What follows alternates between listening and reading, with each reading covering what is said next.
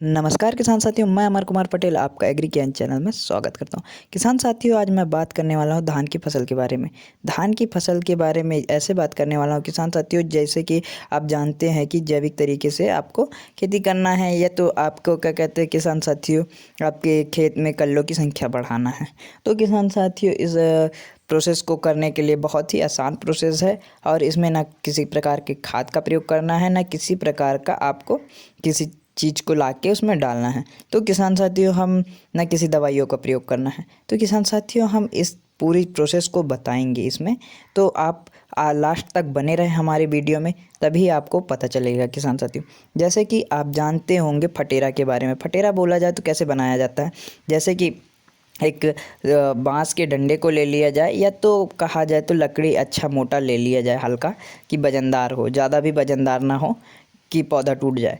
ऐसे मतलब बांस के डंडे को ले ले और दोनों साइड में उसके रस्सियों को बांध ले, और जैसे बैल टाइप का बना ले, और उसके पूरे खेत में उसको दौड़ाना है। उसको दौड़ाने से क्या होता है किसान साथियों, खेत में कल्लों की संख्या बढ़ता है, और पौधे की स्थिति भी चेंज होती है।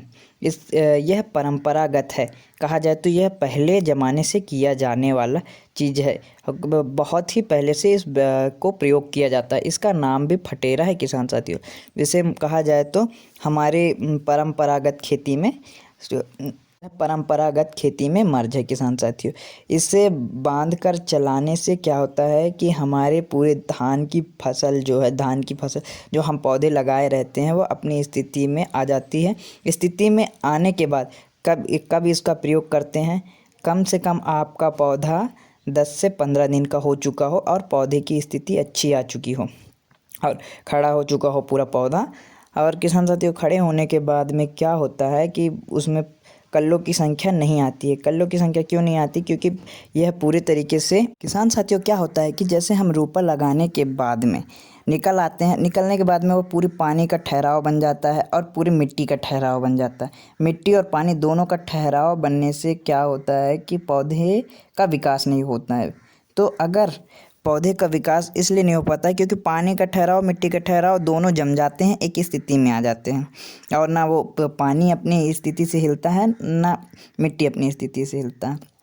तो उनको हिलाने के लिए हम फटेरा का प्रयोग करते हैं। फटेरा मतलब कहा जाए तो ये बांस का जो बना हुआ है, इसको चलाते हैं। पटेला बोला जाता है किसान साथियों, मैं फटेरा बोल रहा हूँ, पटेला बोला जाता है। तो ये पटेला चलाने से क्या होता है किसान साथियों, कि पटेला चलने से आपके जो मिट्टी होती है और पानी का हलचल होने के बाद में ही खेत की जो मिट्टी है का हलचल होता है, उसमें से जो पौधे में कल्लों की संख्या बढ़ना शुरू होता है।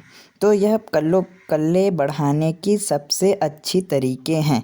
यह फटेला चलाने से खेत में कल्लों की संख्या बहुत ही ज़्यादा बढ़ती है किसान साथियों। आप इसका प्रयोग कर सकते हैं, यह पूरे तरीके से असरदार है, और यह पौधे में या धान के फसल में कोई नुकसान नहीं करता है।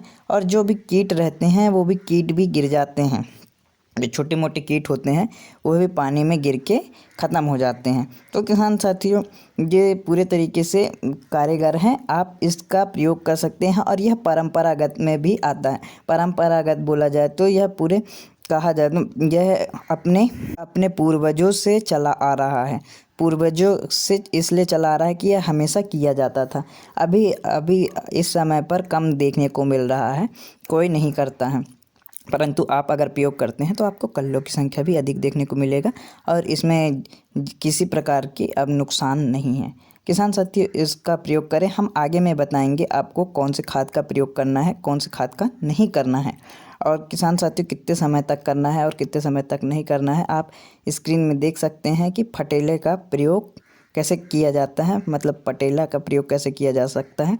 यह बांस की पूरी डंडी देख सकते हैं कि बांध के आपको दौड़ाना होता है पूरे खेत में। तो ऐसे करने से अच्छा होता है किसान साथियों। तो आप इसका प्रयोग करें। हम आपसे अगले वीडियो में मिलते हैं, तब तक के लिए नमस्कार।